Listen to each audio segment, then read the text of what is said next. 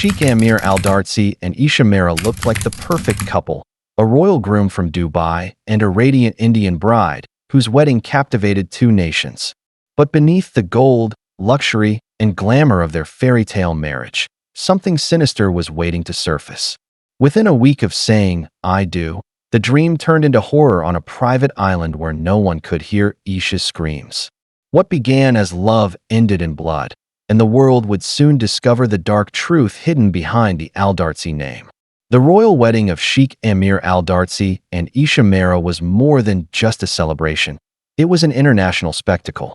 Every major newspaper in Dubai and Mumbai ran the same headline: "The Desert Prince marries the Indian beauty." The ceremony was held at one of Dubai's grandest palaces, a marble fortress surrounded by fountains that danced under golden lights. Thousands of roses were imported from India, and the wedding gown alone was rumored to cost more than a Rolls-Royce. The air was filled with music, perfume, and the weight of perfection. To the guests, it looked like the union of two hearts and two nations, destined for greatness. But beneath the shimmering surface, something darker lingered, unseen and silent. Isha Mehra came from a respected family in Mumbai. She was well-educated, gentle, and curious about the world. She had always dreamed of finding love beyond borders. When she met Ameer Al-Darzi at a charity gala in Delhi, she was captivated by his confidence. He spoke of change, of bridging cultures, of giving back to the world. For her, he represented everything extraordinary: wealth, influence, and purpose. Their courtship was brief but intense. Within months, she was flying to Dubai to meet his family. Unaware of the secrets buried deep within their mansion, Ameer was the only son of Sheikh Hassan Al-Darzi, one of the Emirates' most powerful business magnates. From childhood, Ameer had lived under immense pressure to be perfect, to control, to dominate, to never fail. His charm was magnetic, but those closest to him knew that his temper could erupt like a desert storm. There had been whispers of broken engagements, rumors of women who disappeared quietly after being seen with him. Yet none of that reached Isha.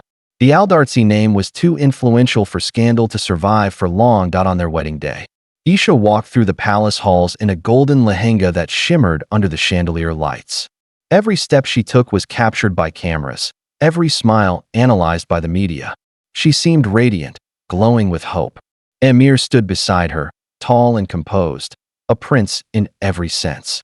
He looked at her with an intensity that made the guests sigh with admiration, though no one could see the unease that flickered in her eyes when his grip tightened around her hand. The ceremony ended with grandeur. Fireworks painted the night sky in shades of red and gold as the couple made their first public appearance as husband and wife. Dignitaries, royalty, and celebrities showered them with blessings. It was perfection personified. Yet, when the lights dimmed and the cameras turned off, Ameer's demeanor changed. His voice grew cold, his movements mechanical. He dismissed the servants and closed the doors behind them. To Isha, the silence felt heavier than gold. Later that night, Ameer's cousin Karim found him standing alone in the courtyard, staring into the distance. The champagne glass in his hand trembled slightly. Karim had seen that look before, something dangerous, something that did not belong in the face of a man who had just married. He said nothing, only watched as Ameer disappeared into the palace shadows. As for Isha, she sat by the window in her bridal suite, still wearing her wedding dress. She looked down at the city lights of Dubai stretching endlessly below, her reflection staring back at her. For the first time since she met Ameer, she felt a quiet chill in her chest. It wasn't fear yet, but it was something close. That by morning, the palace was alive again with celebration. The newlyweds were to leave for their honeymoon that afternoon, a private island owned by the Al-Darzi family. The media called it the trip of a lifetime, a royal escape. Isha smiled for the cameras as she boarded Ameer's private jet, her henna-stained hands waving gracefully. But deep inside, she carried an unease she couldn't name. As the jet soared above the glittering Persian Gulf, Isha closed her eyes and tried to convince herself it was nothing. She told herself that the strange silence, the sudden mood changes, the faint bruises of control she had started to notice, none of it meant danger. She believed love could fix anything. But love, as she was about to learn, was not what awaited her on that island. The private island that awaited Sheikh Ameer Al-Darzi and Isha Mehra was breathtaking. A crescent of white sand surrounded by turquoise water, untouched by the world. The Al-Darzi family had owned it for decades, using it as a retreat where no journalists, paparazzi, or unwanted visitors could reach. The villa stood alone at the heart of the island, built in pale stone, its glass walls opening to the sea. When Isha stepped onto the wooden dock, she was struck by how silent everything was. The air smelled of salt and sun, but something about the quiet felt unnatural, almost staged. Karim Al-Darzi was already there to welcome them. He managed everything: food, security, and communication with the mainland. He greeted Isha politely, but avoided her eyes. His expression carried an unease that didn't fit the occasion. Amir was in a good mood that day, almost too good. He led Isha through the villa, showing her the infinity pool that merged into the horizon, the private cinema, the marble terrace where they could dine under the stars. It looked like paradise crafted by human hands. And yet, there was no laughter, no warmth, only the sound of waves and distant gulls that in the beginning. Isha tried to settle into the rhythm of island life. She woke early to watch the sunrise, walked barefoot along the beach, and collected small shells to send home. Amir worked in his study for hours, talking on the phone in hushed tones. She rarely knew what he was discussing, and when she asked, he brushed it off as business. She had thought their honeymoon would be filled with affection, but Amir seemed distracted, detached, and sometimes strangely irritated by small things: her humming, her reading, even her phone calls with her parents. After a few days, Isha began noticing things that didn't make sense.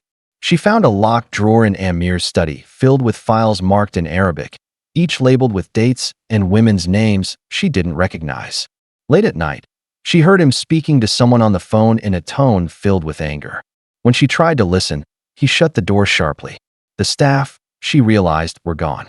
Karim told her that Amir wanted privacy, that no one else was allowed on the island during their stay. That explanation left her uneasy. It meant she was entirely alone with her husband, surrounded by miles of ocean. One afternoon, while cleaning the mirror in their bedroom, Isha noticed a faint glimmer of light behind the glass. She leaned closer and realized it wasn't just a reflection, it was the lens of a small hidden camera. Her heart raced. She checked the other rooms and found two more, one in the living room, another near the outdoor shower. It felt like the walls were watching her. She wanted to confront Amir, but fear held her back. That night, when Karim came to serve dinner, she gave him a questioning look, silently pleading for an explanation. He looked away, his jaw tight, his hands trembling slightly as he poured water. That silence said more than words ever could. As the days passed, the weather began to change. A storm approached from the horizon, black clouds swallowing the sun.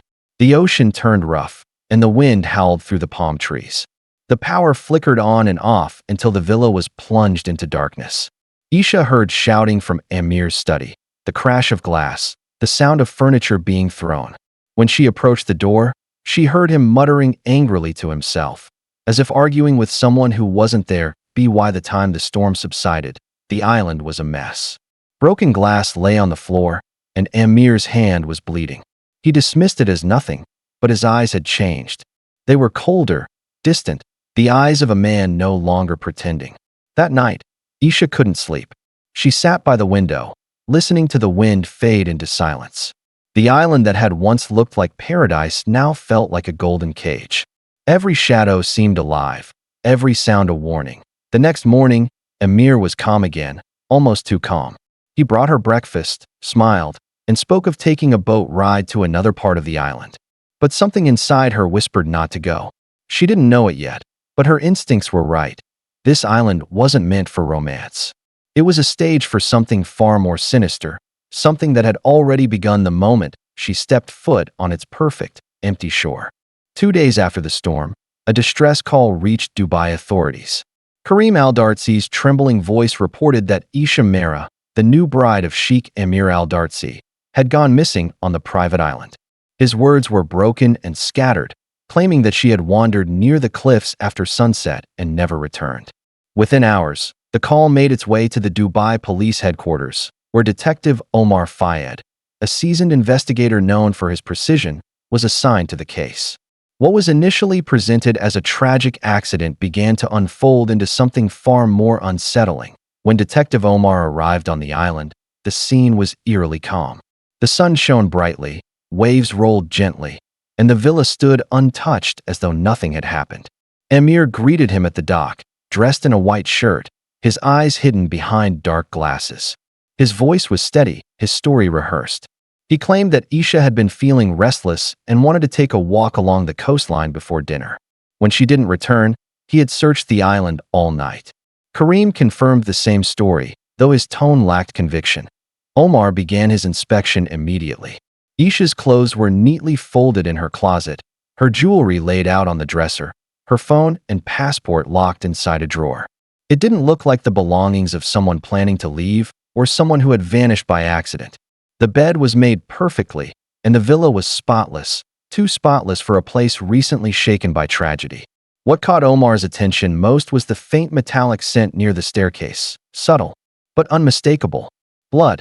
Ameer brushed off the observation, saying a staff member had injured himself months earlier. But there was no staff left on the island, and Karim's silence only deepened the suspicion. The detective examined the security system next. Every camera was operational, yet the footage from the night of Isha's disappearance was missing. The files had been deleted manually, hours before the storm. Ameer explained that lightning must have damaged the system, but Omar wasn't convinced. He had investigated enough powerful men to recognize when truth was being replaced with convenience. As evening fell, Omar walked the perimeter of the villa. The sand was smooth, almost unnaturally even, as though recently brushed. Near the western cliffs, he found fresh disturbances in the soil, uneven patches, as if something heavy had been dragged. When he asked Karim about it, the man avoided his eyes and muttered that the storm had caused minor erosion. The detective noted the area but said nothing. That night, Ameer hosted a dinner for the investigation team, insisting on his innocence. He appeared calm, occasionally smiling, even offering to help with the search. But his hands shook slightly as he poured his drink. His behavior was strange, not of a grieving husband, but of a man performing grief. Karim barely spoke, his eyes fixed on his plate, sweat beading on his forehead. The silence between the two cousins was louder than the wind outside. Over the next 2 days, divers searched the coastline, while drones scanned the cliffs. No trace of Isha was found. The official report began forming the shape of an accident, but Omar refused to close the case. Something didn't fit. The missing footage, the faint blood, the erased digital records, and Ameer's unreadable calm. Then came the first real clue. A local fisherman, who supplied the island before the couple arrived, told authorities that he had seen the island's boat being used during the storm, at a time when no one should have been at sea. He described 2 figures moving in the rain, carrying something wrapped in white. The boat had returned before dawn, its hull later scrubbed clean. When Omar inspected it, he found faint traces of fabric fibers near the edge, traces that matched Isha's wedding attire. Why now? Karim's nerves were unraveling. He avoided Ameer, drank constantly, and stared blankly into the distance. When Omar approached him privately, he hesitated but said nothing. His loyalty to the Al-Darzi name was fighting against the weight of guilt that was slowly crushing him. The island that once seemed serene now felt heavy with secrets. The wind carried a sense of something unfinished, something buried beneath its beauty. As Omar prepared to return to Dubai for further analysis, he looked back at the cliffs. The waves crashed violently against the rocks, and for a fleeting moment, he thought he saw something, a shimmer of white beneath the waterline. Gone as quickly as it appeared, he knew then that Isha Mehra had not simply vanished. She had been silenced, and whoever was responsible was standing only a few feet away, smiling, waiting for the world to believe a lie. Karim Al-Darzi hadn't slept for nights. The silence of the island had become unbearable, filled with echoes of things he could no longer ignore. Every time the wind brushed against the villa's windows, he flinched, haunted by the memory of that stormy night. The weight of guilt pressed heavily on his chest, suffocating him slowly. He replayed the events in his mind over and over, the sound of Ameer's voice, the crash of glass, the final moments that ended everything. He had buried the truth under sand and silence, but the truth refused to stay buried. Detective Omar's investigation had grown relentless. He returned to the island days later with new evidence, fibers, traces of blood, and inconsistencies in Ameer's timeline. Omar didn't confront anyone directly. Instead, he let the pressure simmer. He watched, observed, and waited. And it worked. Kareem began to crack. He was visibly pale, his hands trembled when he spoke, and his eyes avoided Ameer's every time their paths crossed. Ameer noticed the change too. He reminded Kareem of loyalty, of family, of the consequences of betrayal. But the fear inside Kareem had reached a breaking point stronger than his devotion to blood. Late one night, Kareem sat on the villa's terrace, staring at the dark sea. The air was thick and still, and he could almost hear Isha's laughter from the first day she arrived, the way she had smiled at the ocean as if she belonged there. He took out his phone, scrolled through his recordings, and hesitated on one file, a video he had secretly taken during the night of the storm. It was short, blurry, but it captured enough to destroy everything. Ameer's voice, his rage, his confession shouted into the chaos. Kareem had kept it as insurance, something to protect himself in case the worst happened. Now it was the only thing keeping his conscience alive. The next morning, he called Detective Omar in secret. His voice was low, breaking as he spoke. He said he couldn't live with it anymore. He told the detective that Isha's death wasn't an accident, that she had discovered something about Ameer she was never supposed to know. She had found surveillance footage, hidden files, and evidence of Ameer's violent past, videos that showed women before her, broken by his temper. When she demanded to return to India, Ameer panicked. He accused her of betrayal, convinced she would expose him to the world. According to Kareem, the confrontation happened during the storm. The wind howled through the villa as Ameer shouted, pacing like a madman. Isha tried to calm him, but he struck her across the face. When she fell, he didn't stop. He hit her again and again, his rage blind and unstoppable. Kareem had stood frozen at the doorway, watching as Isha's body went still. When Ameer realized what he'd done, he turned to Kareem, eyes wild, ordering him to help clean everything. They wrapped her in a silk sheet, the same one from their wedding night, and carried her out into the storm. The rain poured down as they buried her near the cliffs, the waves crashing against the rocks below. When the deed was done, Ameer forced Kareem to delete the camera footage and burn Isha's belongings. But Kareem had disobeyed one order. He had kept that recording on his hidden backup drive. It wasn't much, but it was proof, a small window into the horror that had unfolded inside that villa. Omar listened carefully, every word burning into his mind. He told Kareem to stay calm and promise protection, but the damage was already done. Ameer had noticed the shift in his cousin's behavior and began to suspect betrayal. That night, as the island was wrapped in stillness, Kareem felt the tension rise again. The same heaviness that had filled the air before Isha's death now pressed against the walls. He locked himself inside his room, clutching his phone, terrified that Ameer would come for him next. He stared at the waves through the window, knowing that before the sun rose, the truth would finally surface. He had carried guilt like a second skin, and now, he was ready to tear it off, even if it meant destroying the man he had once sworn to protect. When the first light of dawn touched the island, Detective Omar arrived with a full team.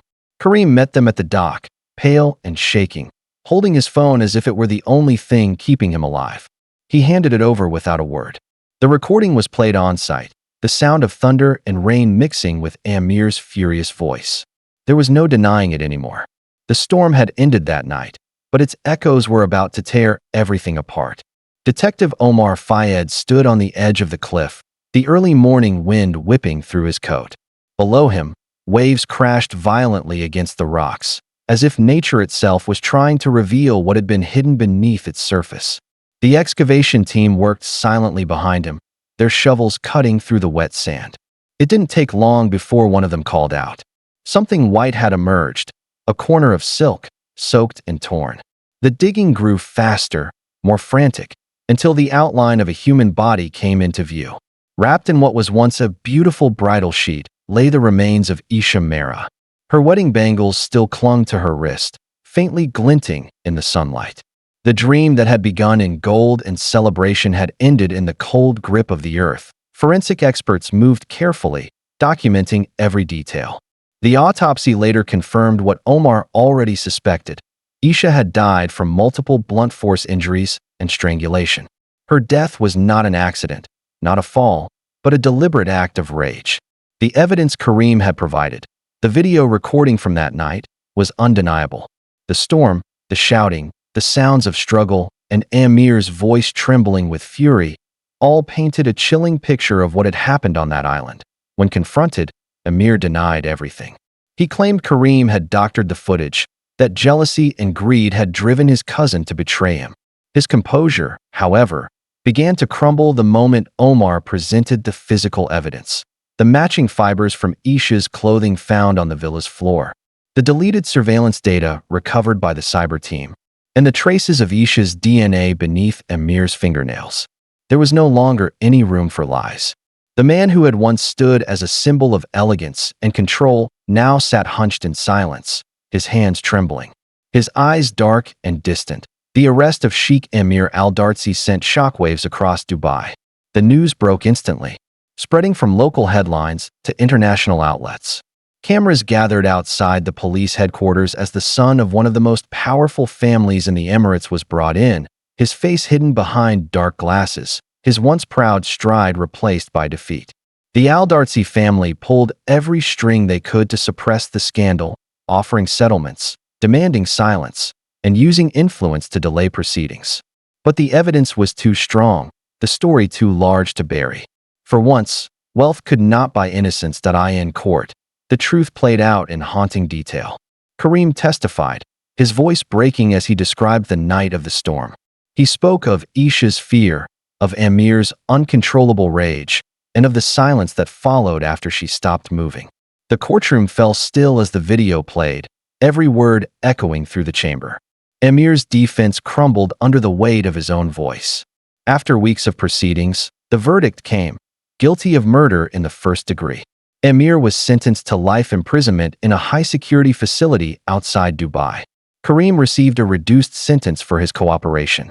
His face hollow with regret as he was taken away, the Al-Darzi family withdrew from the public eye. Their vast empire continued, but their name was forever stained by what had happened on that island. Reporters called it the desert tragedy, a story that blurred the line between love and power, devotion and control. Isha's body was returned to India under heavy media coverage. Her funeral was quiet, attended by family, friends, and hundreds of strangers who had followed her story.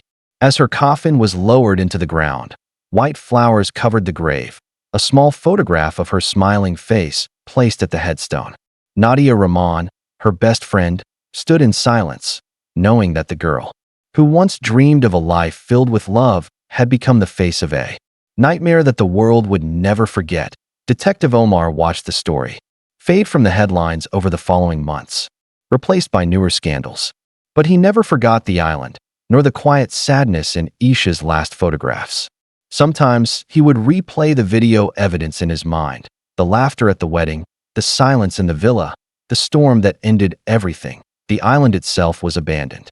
The villa was locked, its windows sealed, its grounds overgrown with weeds. Locals began to call it the bride's shore, claiming that at night, faint sobs could be heard carried by the sea breeze. No one dared to stay after sunset. It became a symbol of tragedy, a warning that behind the glitter of wealth and luxury, darkness could thrive unnoticed. In the end, the perfect marriage that had united two worlds ended as a haunting reminder of what power and obsession can destroy. And as the waves continued to crash against the cliffs, the island kept its final secret, the echo of a bride who came to paradise and never left.